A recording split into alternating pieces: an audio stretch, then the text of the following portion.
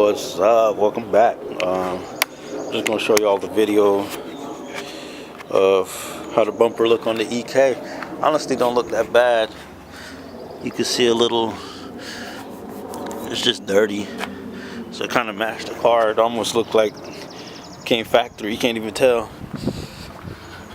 Like I said, you had like little run right here. Nothing major. Had another little run right here, and then out of crack parts. But other than that, she came out clean. You can see.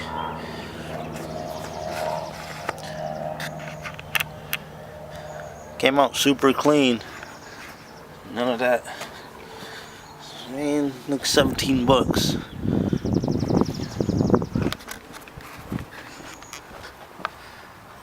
The back one came out hella clean.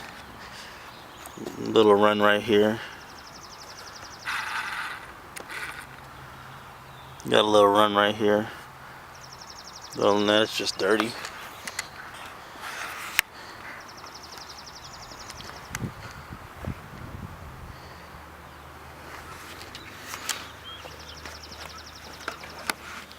The car is dirty. I'd washed it off, but looks 100 times better than it did when you had the white bumpers on there.